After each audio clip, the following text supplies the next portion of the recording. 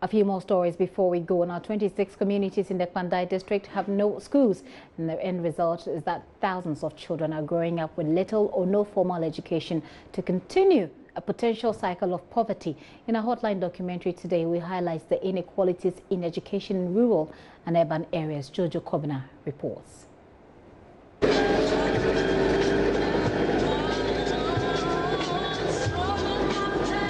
I'm on a journey to Binandem.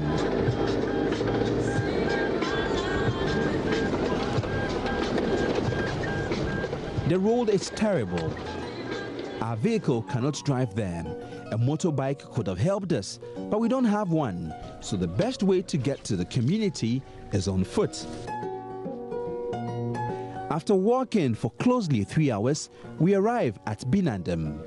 What is special about the community is the fact that there are still many people here who have never been to school. The reason is that government has not built a school for the community.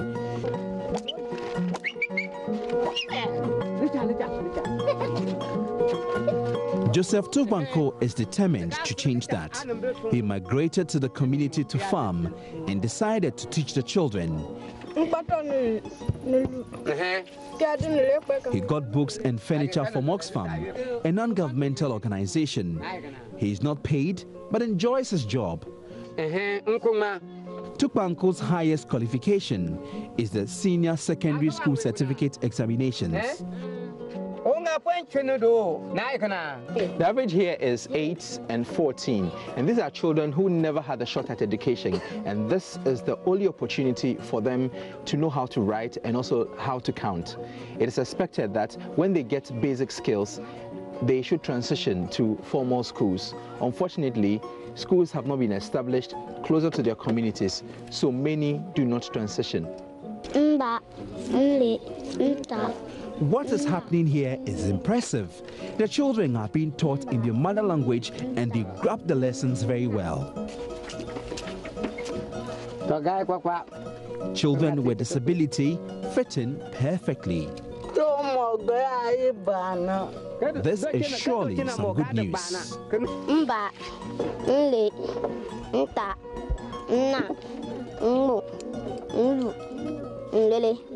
Always I've been going to farm and call them. Let us come to the class. Let us to come to the class. His plan is to prepare many of these children to enter school by teaching them how to write and also basic numeracy skills. Sadly, Tupanko's hard work comes to nothing because after teaching them basic numeracy, the children don't transition to formal schools. They told us that they will give the distance nearby school. Now they don't give. Because of that, the parents are no interest about the Konkoma too much. That first one have ended their term. They don't get the school. Second time, third time. They are not third time now. That is why the people do want their children to come to school again. That's in our Hotline documentary, Let's Be Fair. In our agenda today, tons of farm produce could go to waste in parts of the Upper East region due to lack of storage facilities and ready markets. Farmers in the region say their harvests in the last season were good, despite the fall armyworm invasion. For JoyNews agenda, which focuses on government planting for food and jobs program, Upper East correspondent Abed Sori spoke to some farmers and came through with this report. 1,620 farmers registered, 1,200 extension officers, and 1,303 aggregators, if you total them. Now, let's go back to the input suppliers, those who distributed the fertilizer, the seed, their staff, and each we engaged 15 companies who are supplying the fertilizer. And all of them have... This was Deputy Minister for Agriculture in charge of horticulture, George Odro, during a recent visit to the Upper East region to assess the impact of government's Planting for Food and Jobs program. The program, according to government, is aimed at producing enough food to feed the nation, export the surpluses, reduce the excessive food import bill, and generate employment for Ghanaians. Last year, 200,000 farmers were targeted nationwide for the program. George Odro was impressed about the strides the Planting for Food and Jobs program has made so far. Now, in addition to that, we are saying we have registered 1,300 aggregators who are buying the produce from the farm gate.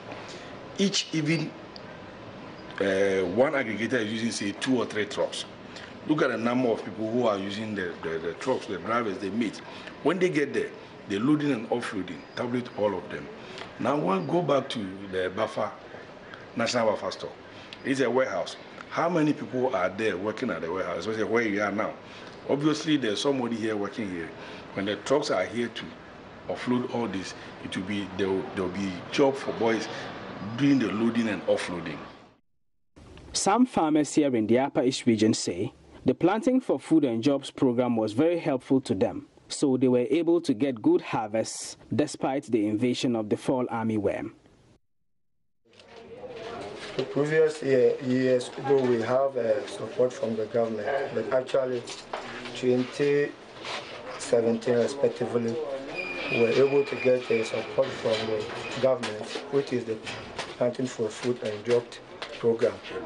And based on that program, we were able to expand our acreage. Previously, I did maize at 76 acres, but last I was able to do 150 acres because of the army, the fourth army, when we were not able to get the actual target. But it's better than the previous years because the cost of fertilizer was totally drastically reduced. And based on, I would say that this year it's good. It's better than the other year because you have to spend more to even get your produce. Because seed low was high, fertilizer too was high, and then adding to your labor cost. We're even thinking of quitting. Apart from this Planting for Food and Job, we just say let's try. We'll give it a try this time. However, the farmers are still facing some challenges. George Alokodongo is a commercial farmer based in the Upper East region. He was adjudged National Best Farmer in the year 1996 and is the chairman of the Council of Elders of the Award Winners Association. Mr. Alokodongo says farmers like himself were approached by government to play a role in the Planting for Food and Jobs program due to their level of experience. Government's engagement actually is that they are into small farms, and they are saying we, the commercial farmers, should help. That is, we absorb them into our farms, teach them how to farm. Then we will take the responsibility of giving them the inputs, giving them the assistance, and then already we will still take the responsibility of marketing their produce, which actually you know that it will be very difficult for the commercial farmer because the commercial farmer has got his own farm to manage.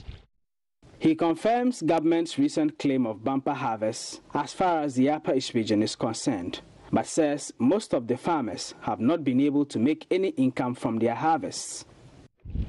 Even not by the armyworm. This year, never this year, maize would have been terrible. Though the armyworm came, but people made it. My farmers were. It would have been terrible. What do you mean? The harvest would have been more. Government couldn't have. Even right now, they don't have a place to store the maize. Earlier on, I started that even me, my people here, we are finding it difficult to sell. But when the women come here with their bag, it's not the actual cocoa sack as we see. They bring in some jute sacks, very big ones. And because there's no market, there's only one woman buying, what can you do? You are bound to sell it out because the bank is on your neck. You are bound to sell it out. And that means you are giving at a giveaway thing. This thing. When you come here, the way they were going about it, that means you needed 3 bags to fill. JoyNews agenda for today is from Albert Sori, Upper East Region correspondent, and that's how I call it a day.